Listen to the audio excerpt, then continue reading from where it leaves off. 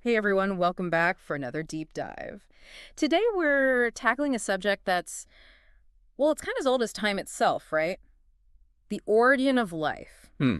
We're cracking open the Urantia book Okay. and exploring its unique take on those cosmic architects, those life carriers. Great. You've sent in some intriguing excerpts from paper 36. Okay. So let's see what wisdom we can extract from this. Yeah. We're going to uncover who these life carriers are, Yeah. where they fit into this grand cosmic structure, Right. and most importantly, what their existence means for us here on Earth. What I find so fascinating is that the Urantia book, it doesn't present this beginning of life as some random cosmic event, Yeah. It's a deliberate, Yeah. carefully orchestrated process. In fact, the book calls life carriers the, quote, designers and carriers of creature life. Imagine that job title. Wow. Yeah, talk about Responsible for bringing life to entire planets. That's no small task. No. It's like, I don't know, comparing them to, landscape architects. Yeah. But instead of shaping the land, they're, seeding planets with life. It really puts the vastness of the cosmos into perspective. Yeah. And to emphasize that point, the book highlights just how high-ranking these beings are. Okay. They're not just, celestial gardeners. They're the offspring of a creator sun, a universe mother spirit, and an ancient of days. Wow. Beings of immense power in Urantia cosmology. So we're talking about a level of power that's almost unimaginable. They're not just deciding where to plant the flowers. They're shaping the very fabric of life itself. And there are a lot of them. Okay. The Urantia book tells us there are 100 million life carriers in our local universe. Wow.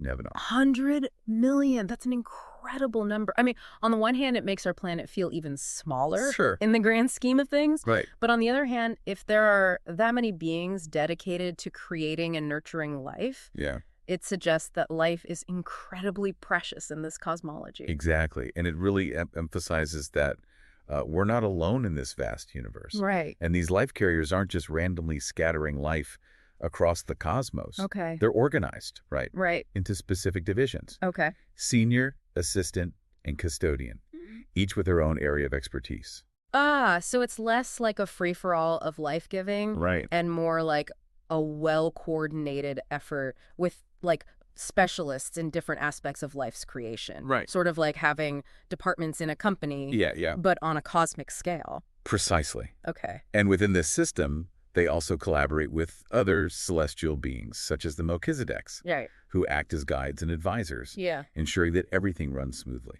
It sounds like a truly intricate operation. It is. But where does all this work take place? Well, Do these life carriers have, some kind of headquarters? they could. Cosmic design studio where they map out, the blueprints for life? They do. The Urantia book describes 7 extraordinary worlds dedicated to studying and understanding life in all its forms. 7 worlds. 7 worlds. That sounds amazing. It is.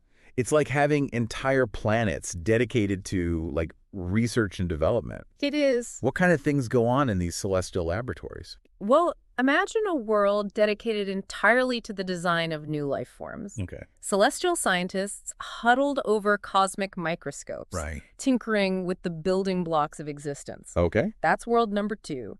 And according to the text, that's where the blueprint for life on Earth, our planet, originated. Wait, so you're telling me that the blueprint for life on our planet Yes. was drafted in some kind of cosmic think tank? Yes. That's mind-blowing. It is, isn't it? Yeah. And remember, that's just one of 7 worlds. Right. There are worlds focused on life preservation, the evolution of consciousness, and countless other mysteries we can only begin to imagine. It really highlights the sheer scale and complexity of this cosmic operation. Okay, so we've got these incredible beings, highly organized, Right. dedicated to spreading life across the cosmos. Right. But let's get down to the nitty-gritty. Okay. The big question that's probably on everyone's mind. Yes. How does life actually begin? Right. Where does that initial spark come from? That's where things get even more interesting. Okay. The Urantia book makes a clear distinction between assembling the physical form of life Okay. and igniting the spark of life itself. So it's not as simple as the life carriers just snapping their fingers and poof, new life form. Not quite. Okay. While they can manipulate the building blocks, the actual breath of life, as the book calls it, Okay. comes from a higher source, Okay. the universe mother spirit. It's described as a collaboration. Okay. The life carriers provide the blueprint, the physical structure, Right. and the universe mother spirit infuses it with the essence of life, Right. that animating force that distinguishes living beings from inanimate matter. So it's a partnership, Yeah. a divine collaboration Yeah. between these architects of form and the giver of life. Exactly. And what's truly awe-inspiring is that the Urantia book suggests this same spark of life. Okay. This shared essence Yeah. exists within every living thing on Earth. Yeah. From the smallest microorganism to the largest whale, we're all connected by this divine energy. Wow. That's a powerful thought. It is. It really emphasizes the interconnectedness of all life. It makes you look at the world around you a little differently, doesn't it? It certainly does. But the mystery deepens when we consider the role of intelligence, Right. the mind. Okay. Where does that fit into this grand scheme? That's a great question, and I'm eager to unpack it. Okay. We've talked about the physical form, the spark of life. Right. But what about that element that allows us to think, to feel, to experience the world around us? Right. Okay, so we've established that life carriers are these incredible architects of life. Right. But you mentioned earlier that our planet, Yeah. Urantia, Right. is considered a life experiment world Yeah. in the Urantia book. That's right. What exactly does that mean? It's a fascinating concept Okay. that suggests that Earth isn't just another planet with life on it. Right. According to the text, on certain designated planets, Okay. the life carriers are given more freedom to deviate right. from standard life designs. So it's like Earth is a testing ground for new life forms. That's a great way to put it. Okay. While the Urantia book doesn't go into detail about what makes Urantia's life forms unique, Right. it does emphasize that the life carriers meticulously observe these experimental worlds. Okay. Imagine them like monitoring the development of life on Earth. It makes you wonder what they're hoping to learn, right? That's a question with profound implications. Yeah. The Urantia book hints at a much larger cosmic evolution, Okay. a grand plan for life to ascend towards higher levels of existence. Okay. It's possible that these experiments, these variations on the theme of life, Right. play a crucial role in that ascension. Mm-hmm. Perhaps they're trying to find the most effective Right. or Yeah. resilient Yeah. or spiritually advanced forms of life. It's a humbling thought that our existence here on Earth might be part of something much grander. Yeah. A cosmic quest for like greater understanding and evolution. Absolutely. But let's shift gears for a moment Okay. and go back to the beginning. Mm. You mentioned that the life carriers can transport life plasm to new worlds. Yes. How exactly does that process work? Here, it's described as a meticulously planned operation. Okay. In some cases, they can transport pre-existing life plasm, Okay. but in the case of Urantia, Right. the Urantia book states that they created the life patterns here Okay. on site Okay. using established formulas. So it's like they have a cosmic cookbook Yeah. with recipes for different life forms. That's a fun way to visualize Sure. it. They follow these pre-approved blueprints, Okay. ensuring consistency and adherence to the overall cosmic plan. Okay. But even with the right ingredients, Yeah. the process isn't complete without that crucial spark of life, Right. the animating force we discussed earlier. Right. The breath of life Yeah. that comes directly from the universe, Mother Spirit. That's right. It's a beautiful concept. It is. This collaboration between the architects of form and the giver of life. Yeah. But what happens to that spark when a living being dies? Okay. Does it return to its source? That's where the Urantia book delves into the mysteries of mortality and immortality. Okay.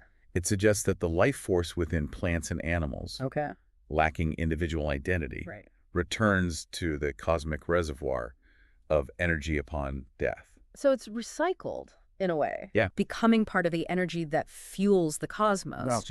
But what about beings with individual consciousness, like humans? Right. Do we have something that persists beyond physical death? That's a question that has intrigued theologians and philosophers for centuries, Right. and the Urantia book offers its own unique perspective. Okay. It suggests that the potential for individual survival after death Okay. is linked to the development of a soul, Okay. a concept distinct from the initial spark of life. So the spark of life animates our physical forms, Right. but it's the soul, this other element That's- that holds the potential for something beyond physical existence. Exactly. And the development of that soul is influenced not just by the life carriers, Okay. but also by another group of fascinating entities, the 7 adjutant mind spirits. Ah, the mind spirits. Yes. We touched upon them briefly earlier. We did. But I think it's time we delve deeper into their roles. Okay. They sound crucial to understanding the Urantia book's perspective on intelligence and consciousness. Absolutely. Understanding these mind spirits is key to grasping how the Urantia book connects our physical existence to the potential for spiritual growth. It's incredible to think that the very blueprint of life on Earth, the intricate dance of DNA and ecosystems, might be like the result of deliberate choices, choices made by these celestial beings. It really is remarkable. It's like imagining the universe's greatest artists and engineers, right? Right. Collaborating on a masterpiece. Yeah. Constantly refining their techniques and pushing the boundaries of what's possible. It boggles the mind.